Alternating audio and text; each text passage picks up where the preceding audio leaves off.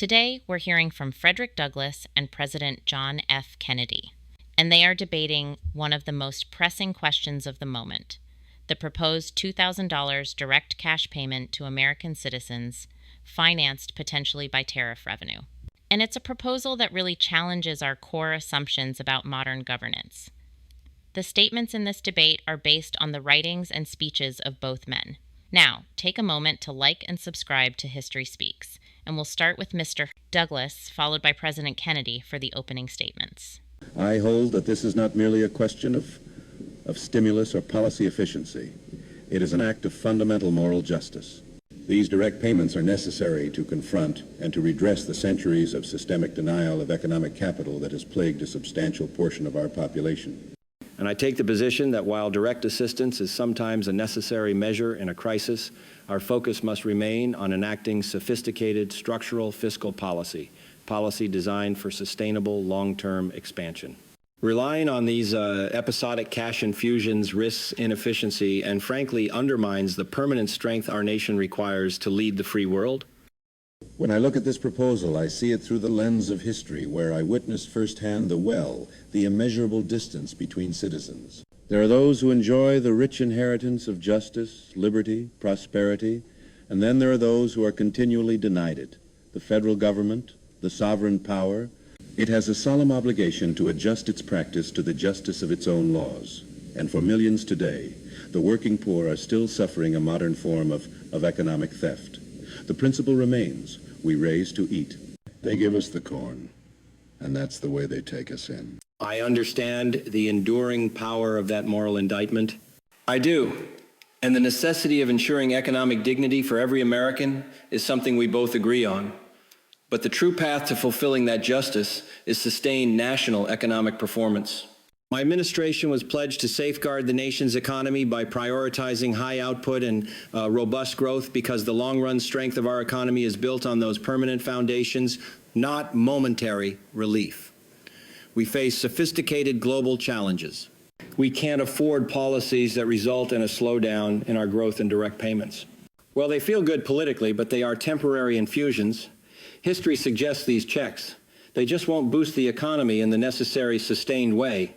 The lasting remedy is encouraging businessmen to invest with hope in the future, creating stable jobs through incentives that lead to a true rising tide of permanent prosperity. You speak of structural efficiency, but I must first question the mechanism and the moral priority here. You dismiss the funding source, tariffs, as less crucial, but the money is already in the national government's hands. It's been collected. So the moral imperative is ensuring this wealth protects those who have been historically unprotected. You worry about structural soundness. I worry about the bleeding children of sorrow whose vulnerability is not simply poor market mechanics. It is the result of centuries of government complicity and inaction. If tariffs fund this, it simply means that national resources are finally being used to rescue those who are victims of the state's failures. That's a thoughtful way to frame the moral obligation. I'll grant you that. But I have to emphasize the practical economics of it.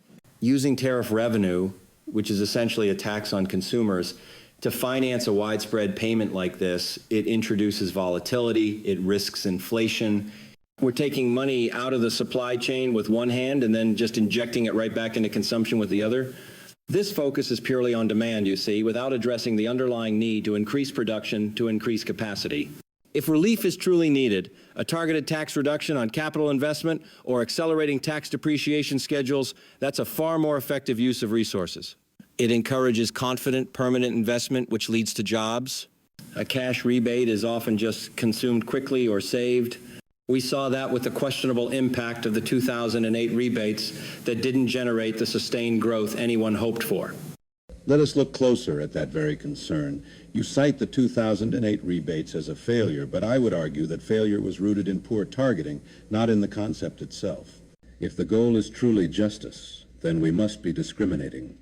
Justice demands that aid target those most in need, the poor, the marginalized, to protect the lamb in the hold of the lion. To distribute $2,000 universally, giving the same amount to a billionaire and a struggling family, well, it dilutes the very moral purpose. It masks the severity of the struggle. For the laborer who is compelled to work for whatever his employer is pleased to pay him, this check represents necessary seed capital. It is a vital measure to unlock the treasures of knowledge and self-sufficiency. I understand the humanitarian instinct there. I really do. But I must challenge your premise that the only goal is targeted redress. While the suffering of the marginalized is paramount, my philosophy requires us to consider the total health of the Republic. Universality strengthens the nation's core confidence. My new frontier focused on providing the equal right to develop their talent to all citizens, whatever their circumstance. When we focus on creating a vast, expanding economic frontier, a rising tide, we lift the entire population together. And furthermore, in the context of global competition, our commitment must be to prove that our economic model works comprehensively for everyone.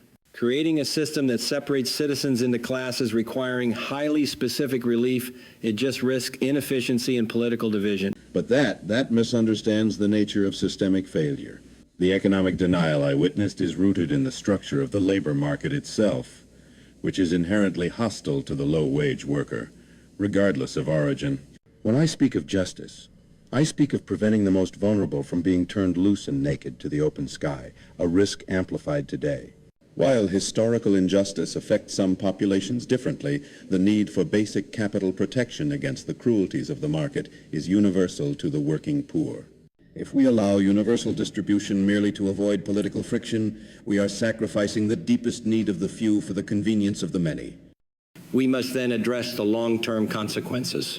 There is a necessary discussion about the potential for creating a permanent expectation of dependency. We have to be cautious not to create a fiscal path that permanently diverts capital from strategic long-term investments. Our greatest battle, the enduring challenge, is against ignorance, poverty, and disease. Those evils require long-term investment in schools and infrastructure and innovation. A temporary cash payment, while it eases immediate strain, does very little to combat the root causes of that poverty. We can't allow the urgency of the moment to divert necessary resources away from the permanent investments that truly build opportunity. I'm not convinced by that line of reasoning because the dependency argument, well, it is perpetually leveled against the working poor who are the victims of economic fraud and violence. It suggests a moral failing on the part of the recipient rather than a structural failing on the part of the nation. The very idea that a single $2,000 check in the face of grinding toil for inadequate wages encourages indolence it's absurd. The citizen is the subject. The government is the sovereign. If the sovereign allows its subjects to be constantly defrauded and then refuses to provide emergency protection, it is promoting a form of economic tyranny. The true shame lies not in accepting the money, but in the government's failure to provide an equal field for labor in the first place. This is a debt owed, not a gift given. But a debt paid through an inefficient mechanism is still detrimental to the greater good. We want every citizen to stand tall, confident in their future. And that confidence is built on the reality of opportunity, better education, better jobs, a growing economy. Injecting capital through the supply side, through incentives for R&D, infrastructure, provides a much higher return on investment for the entire national project. That structural approach is what allows us to compete globally and ensure that our model of democratic capitalism remains the ideal for the rest of the world. Relying on short-term fixes, no matter how morally urgent, suggests a fundamental weakness in our system. The strength of the nation, sir, is measured not by its GDP figures, but by the dignity and security of its most vulnerable citizens. We must address both the structure and the soul of the nation, and at the same time, what we have certainly illuminated, the deep conflict between the moral urgency of immediate relief and the pragmatic efficiency required for lasting economic policy. While I can concede that temporary cash may sometimes be necessary in an acute crisis, true national strength, the kind that sustains our global leadership, requires a comprehensive commitment to long-term growth and strategic investment. We must strive to build an economy that is so fundamentally sound, so robust, that the short-term measures are not constantly required. The goal must be to build a system where the rising tide is so powerful that no citizen ever needs a temporary check for survival. And my position remains firm. The economic fight is inextricable from the moral fight for justice. Until the nation truly conquers its deep-seated prejudices and ensures that the protection of the law extends fully to the economic security of the least powerful, emergency measures of redress, like these direct payments, will remain tragically necessary. We cannot wait for the promise of some abstract, long-term structural perfection while the suffering many face ruin today. Thank you both for participating. This debate confirms that the struggle for economic self-sufficiency is a continuous moral battlefield, and there is much more to explore on the path toward true prosperity and justice for all.